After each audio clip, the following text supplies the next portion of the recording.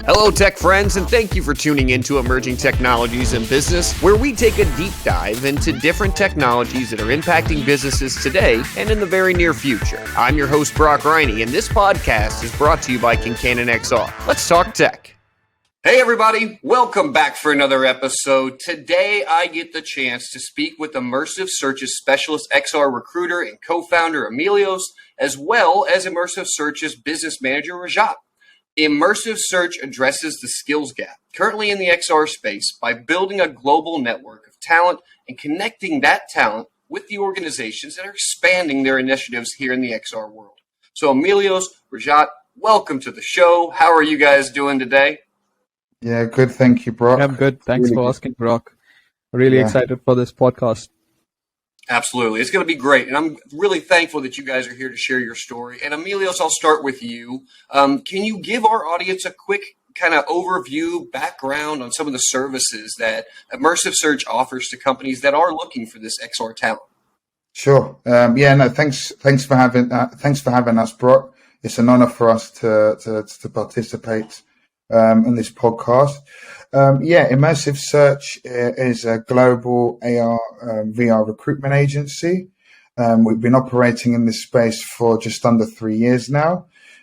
We've got two types of service offerings, really. One geared to clients who need to hire, and another service offering geared to candidates. So in terms of clients, we've got contract recruitment. So we provide resources for short-term roles, whether that's project ramp-ups, maternity cover or sickness, and then permanent recruitment, which is longer-term headhunting, talent acquisition, so to say. Now, for candidates, we have introduced a few new offerings, which are XR career consultation, resume reviews, LinkedIn profile reviews, and AR/VR portfolio guidance. Now, our service to candidates is for free. If we have a job for you that could be interesting, we'll jump on a call, discuss it, and see where we go there. However, as we spoke to people, especially students, Brooke, finishing their studies, wanting to get into the industry, it was clear that there weren't real or any clean-cut, clear pathways for people to get into the industry. So whether you want to know more about the AR/VR domain, whether it's suitable for you or not, whether you need feedback on your resume, whether you need support in improving, increasing your LinkedIn profile visibility, we're able to help you, with that service offering. And I think that is true. I haven't seen a clear-cut path to the industry realistically. And I think some of that is because the industry is still relatively new. So those types of paths really haven't been laid out. But you've been doing this for 15 years in the industry now, Emilios. Are there any trends that you're seeing in the industry in the recent years that you want to share with us? Yes, I'd say remote interviewing. We're seeing that remote interviewing and remote onboarding, especially with some of our clients now. They have, they've got global teams working remotely. Not everyone has the capacity to meet people face to face. So it's about managing that process, managing the calls, understanding people know what to expect on the calls, improving job ad inclusivity, focusing on roles which offer greater flexibility. We're expanding our talent pool into areas which we wouldn't necessarily have considered a few years ago, just to improve our diversity of candidates. We're removing unconscious bias from our process. For an example, date of births, don't really need to be included on CVs. So there are ways which, we can, we are improving and adding value to the process. But I'd say using automation and AI to help us fill roles quickly has certainly added value to our process as well. So, for instance, if you look at our I think that was the other base, thing I was having the question about is where are you finding these skilled people for this XR industry? Because I think that's the hardest thing right now. You're finding needles in a haystack. There's so few people who have the talent that are needed for these XR roles. So, are you guys over at Immersive Search doing anything specific to go help find that higher end talent? Yeah, well, I'd say, Brock, it's quite an interesting story. So in the early days, we didn't actually have any jobs. So we had to understand the market and build a candidate pool list from scratch. So all we did was picked up the phone, found people online, and just started connecting people, whether they were AR, VR community groups, LinkedIn, social media, posting jobs when we did get clients via our internal job portal. And as a result of that, we've now got a talent base of around 6,500 candidates. I'd say the majority of them are based in either Northern America, UK, or Europe. But now we tend to get a lot of candidates coming to us directly via our job board, which is proven to be an effective tool for us. But also, you can't miss the AR/VR community groups and just general networking at events as well. That's also an important way of reaching out. Rajat, I'm not leaving you out either, my guy. I promise you. Let's say that one more time, Lee. No worries. No worries. So, Rajat, I got to ask you a question. Same thing. Okay, so when Immersive Search is looking for this new talent, has there been a learning path or a way to increase a set of skills that you would suggest to someone who, if they're looking at one of these roles and they may not have the requirements for the role as of right now, is there something that you might recommend that they go down the path of learning so that they can increase their skill set long term to be qualified for that job long term? Yeah, definitely. We have our partnerships with the XR Bootcamp, Circuit Stream, and Mastered. So these are like our education partners. So they generally take in students and professionals both, and they train them to get the much required skills in our VR. They have these exhaustive training programs, comprehensive, and it does take a lot of time investment by the candidates.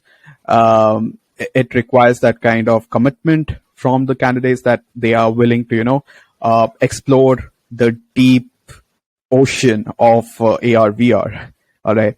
And since being a technical person myself, being in the as I was a software engineer, then I shifted into product management, and then now I'm a business manager over here. I know the skills that are exactly required for the skills that are exactly required for a particular job, or so due to that reason, I'm able to understand what the candidates want, as well as when I'm talking to them during the consultation sessions. That's something that gives me even a better understanding of what problems they are facing. And a lot of them have these issues with the resume or LinkedIn profile where we just suggest a few changes that can help them boost their visibility, and candidates get much better chance of securing a job offer. And another thing I would like to mention is I have my own YouTube channel where I'm trying to bring in more and more content related to AR, VR, as well as 3D design and development. And a lot of students or professionals, they also ask where do I learn all these things? As in, how do I even learn Unity? How do I even learn Unreal Engine? How do I learn Blender? So, due to this question being asked so many times to me, I made something called the 100+ AR/VR resources pack, which contains links to YouTube channels, AR/VR communities, and job portals, as well as other things, as in books that they can use courses that they can buy. So that's like a complete pack of links that so it has been downloaded by around I think 300 people already, and so I believe that's something that's really useful for. I generally like recommend it to every candidate that I talk to, just because I feel it adds value to them. I think that's great. Before we get to the end of the show, remind me, plug your YouTube channel whenever we're asking for social medias later. Let everybody know where that is for sure. I would even like to see that. I'll be download 301 for you, Rajat. I promise you there. So Emilios, I want to ask you one other thing as well. So if a company wanted to start a hiring campaign with Immersive Search, do they go on your website and submit a job rec, or what is that process? So what they can do is, they can go onto our website, and they can click clients can click the client section, register then, and either myself or someone else in the team will reach out to understand the requirements a bit more. So typically, our client use cases include maintenance, training simulations, product visualization and configuration, and product collaboration tools, and BIM, architectural visualization. In terms of jobs we cover, it includes CTO, software developer, software engineer, UI UX designer, technical artist, 3D artist, instructional designer, storyteller. And this is what our process is. So we'll get on a call, we'll understand the role in a bit more detail. And then once we have terms in place, we'll review and let our clients know if we have any questions. I think what's quite special about us is the ability to query any roles that do come in and make sure we understand them fully. So any spec that you receive on any spec you can see on our website is a spec we've actually created on the back of understanding our clients' demands. So literally is register a vacancy on our website, or you could send us an email at hello@immersive-search.com. We'll have a call. We'll then need to have an understanding of the needs, the company's culture, the company roadmap, the mission, the interview process, the salary requirements. Once we have all of that information, we'll then take it away, review, and try and find candidates who tick the boxes. So once we do that, we'll then provide a candidate shortlist and support with interview, offer, onboarding process once the references and the portfolios have been reviewed. So we are with our clients every step of the way throughout the process, and we also have catch-ups to monitor the progress as well, because anything can happen. We need to be available, and we want to work with our clients long term. So it's important to stay engaged, stay in touch, and just see how people are getting on. Yeah, makes total sense. So Rajat, I did have one other question for you too. And Emilios, forgive me, I already asked you about the trends that you've seen, but I do want to understand from Rajat's side as well. So are you seeing trends on your end for what positions seem to be a little bit harder to fill than other ones, Rajat? I can imagine there's got to be a lack of qualified candidates for certain roles, like you were saying, for I don't know, creating things in, Unreal and different types of like really technical specs type of roles. Are you saying that that's the issue that you're running into, kind of a bottleneck of the qualified folks? Yeah. So I could dig really deep into this. Let's take one case study with one example. All right. A product manager. All right. And a company wants a product manager, but the company has a product that is completely related to AR, VR. It's a virtual reality product. All right. And they want to sell that product to clients, as well as want someone who can manage the end-to-end roadmap of building that product, as well as creating a team, building a team from scratch, hiring people for that particular product, and also like communicating between the CEOs, CTOs, taking feedback from clients. Now that position, product manager, it's a very, very I would say it is a bit stressful kind of a job for, of course, the employee himself or herself. But the biggest issue we find is that we have someone who is experienced in product management, but they don't have AR/VR experience. Right. So then again, that person gets rejected. Okay. Then but still, we already have filled a few jobs with, as a product manager. We have placed a few product managers in companies.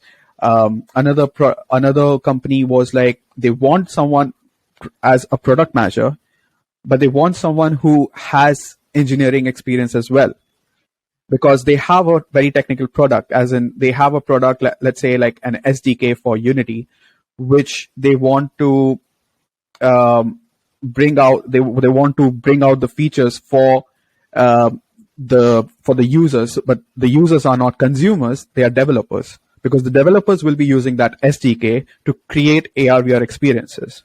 Right. Now that requires significant technical expertise, and a product manager who has a few years of engineering experience will definitely be able to, get hold of all the features, being able to communicate with clients, with CTOs, CEOs, with the team, with the engineering team, with the design team. It's literally a cross-functional. It's really a cross-functional kind of a role. So that's pretty hard to fill, to be honest. But that's the intersection of finding someone who can actually talk to so many different areas or departments. That's something that's really hard to find sometimes. But we love challenges, and recruitment challenges is something that Immersive Search, we have been doing it for for pretty long, and that's what we enjoy doing. I think Emilios will agree with me over here that finding candidates, it's also enjoyable. Like, even though it's challenging, at the end of the day, we are helping someone fulfill his or her dream and get that dream job for that person. So that kind of affects, yes, and it affects the life, not just one person, the generations to come. So that's why. Well, and like you were saying too, that crossroads of finding someone who's got the technical ability, but also the ability to lead a team, is not always hand in hand. A lot of the times you'll get these product managers who maybe they have a background in like marketing, but they wouldn't necessarily have the technical chops to be able to understand what an SDK file really is, And then you have to balance that with a team who's very technical, who may not have the back end side nearly as much. So I can see it's a dichotomy that you're always going to have to play.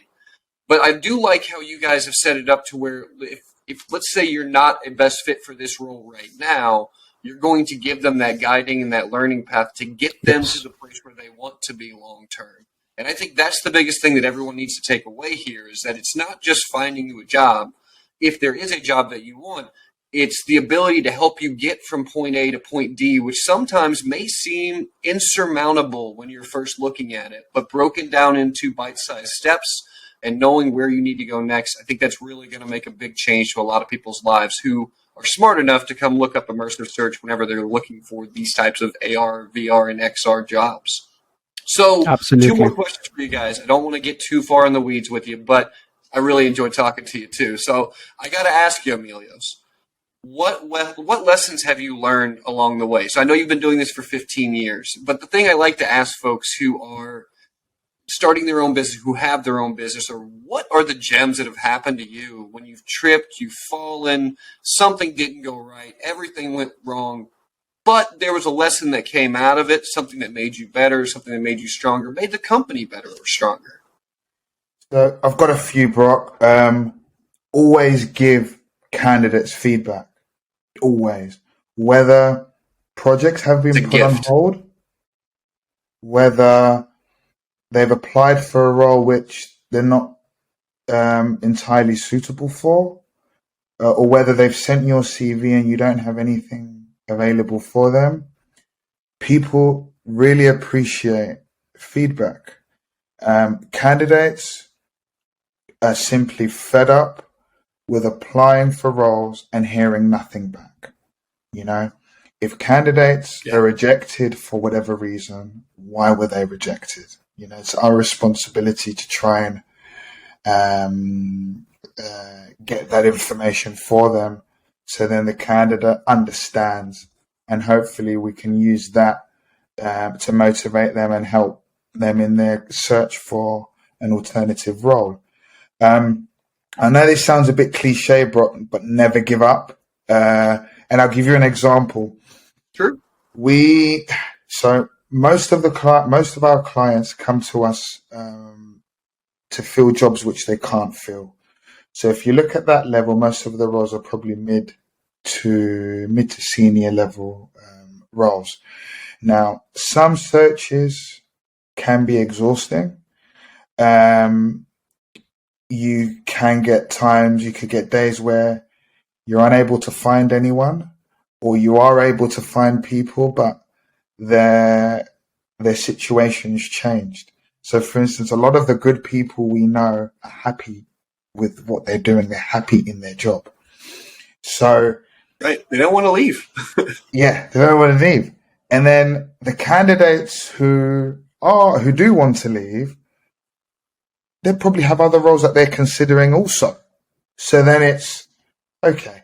How quick can our client be? And then it's a case of knowing your clients, knowing the candidates, understanding their position. What stage are their other offers at?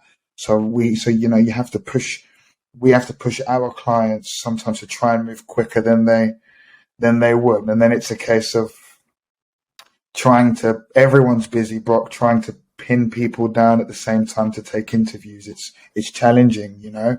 We've also been involved in situations where candidates who we have applications for in play also have other applications with some of your larger household names.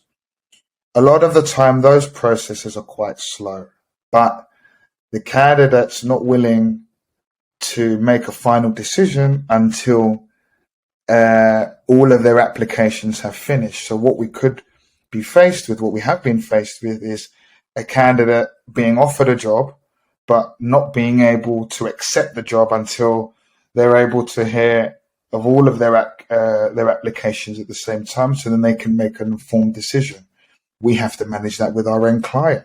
The end client have to be aware of the candidate's applications ongoing. You know, so it is tough to do that, but you just have to be honest with people, and you have to leverage your relationships to the best what you can. For us, collaboration is key.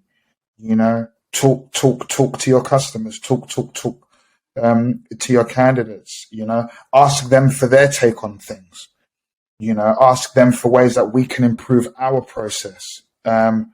You know, I think especially in the early days when we were, in the early days when Rajat wasn't part of the team and our technical capabilities were quite limited, we did some great things and we did some things which weren't so great. And then you learn, you get a better understanding of the needs, the technology, the marketplace. And yeah, I just feel like, Brock, if you miss a week in AR VR, it's like missing a year in another industry. Feels that way sometimes, especially like lately with CES just coming out. Like, there's so much stuff I'm not even caught up on yet. Absolutely. Yeah. Absolutely. Yeah, I think that's. All right, one last question for you guys, and I like to ask this one occasionally. I don't do it all the time, but I always like to have a little bit of fun as well. So, Rajat, I'm going to ask you on this one. If you could remove any piece of technology from the world today, what would it be and why? It's got to go. You're not a fan of it. You don't want it here anymore. All right. I would say wires. Get them out. Just remove them from the whole world. Just we are already embracing wireless technologies. See, look at that. Look at that. We have a problem right there. Yeah. So first of all, different charging cables. There you go. Different charging cables. All right. So many different charging cables and modern society. Wi-Fi connection cables, TV cables, and it's good that we are at least, embracing wireless technologies. There has been significant progress, no doubt. Like I'm using this wireless headphones, so that's pretty good. That I don't have to, take care of the wire or getting all tangled up with all these wires around. But you see, wireless headphones, wireless mouse, wireless keyboards. So significant progress is there. There has to be a way to, replace the wires that crawl out of the sockets around us. That's pretty much it. I think that's one piece of technology that we should remove. I did see at CES, they did have a new TV that's completely wireless and it's remoteless, right? So you're utilizing hand gestures to move and change channels and raise the volume. But all I can ever see is like there's somebody who's going to be doing the chicken dance in the middle of their living room and the volume's going up and down and going back between C-SPAN and some sort of sports at the exact same time. And all they're doing is this. TV's having a wild time. I can totally see it happening. So guys, I got to tell you. The main question comes where even if we are trying to remove wires, it's like what can be done to bring power into electrical appliances without wires? So that's one question that, it's like, I think it's an area of research and I'm looking forward to a world without wires. I'm wanting to see what they're going to end up doing now that we've made that fusion breakthrough. In the next 3 to 5 years, that could really make a pretty sizable change to how we handle everything. But that's a little far down the line for me to speculate into too much, to be honest with you. But I'm totally with you. Let's get rid of wires. There's literally no need for them. I'm sitting at my desk right now, and I have 74 of them. My cat tries to eat half of them. And if I can't pull them away from his mouth in time, I'm hitting Amazon to replace them for the 17th time again. I'm with you. I don't want them in my life either. Exactly. But guys, hey, I want to tell you, seriously, thank you very much for being on the show. I really enjoyed talking with you and giving our audience a quick insider look into Immersive Search. So, like I was mentioning earlier, where can our audience find you guys on social media? And Rajat, make sure to tell them about your list that we can download in your YouTube channel as well.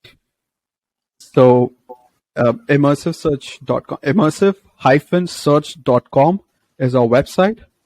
And my YouTube channel, if you just go to Google and type Rajat space ARVR, you'll find everything about me. Or you can, my social media handle, as in my YouTube channel goes by the name of my own name, Rajat Kumar Gupta. But if you want that handle, it's Nightcube, KNIGHTCUBE, Nightcube. Got it. Yeah. Love it. Thanks for that. So I also want to thank ConcannonXR for sponsoring our podcast. Yeah, go ahead. What you got? And if anyone wants to send us an email, hello at immersive-search.com. We are proactive and we push urgency, so we will respond to you quickly. Yeah, if you are looking to get into this XR VR world, definitely reach out. Just having that path that I haven't found anybody else to be able to offer that yet. That's a unique service that I haven't seen anybody else do. Not only are you able to look for the job that might be your dream job, but you can also help yourself get to that place if you're just not there today. But guys, I really do appreciate that, and I think our audience is really going to get a lot out of it. For our sponsors, ConcannonXR, I always want to say thank you to them. Otherwise, I'm not here, and we're not doing this thing. You can find them on social media at ConcannonXR, and you can find our podcasts on socials at ETIB Podcasts.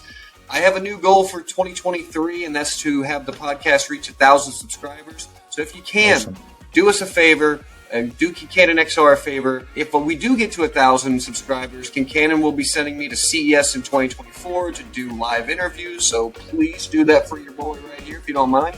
Tell a few friends and families to subscribe as well. Go Emilios, do it. Rajat, seriously, guys, thank you. Don't do it. That's right. I've been your host, Brock Riney, guys. We're going to talk some more emerging tech next time. Hope everyone's having a great day. Bye, everybody. Appreciate it. Thank you. Bye-bye.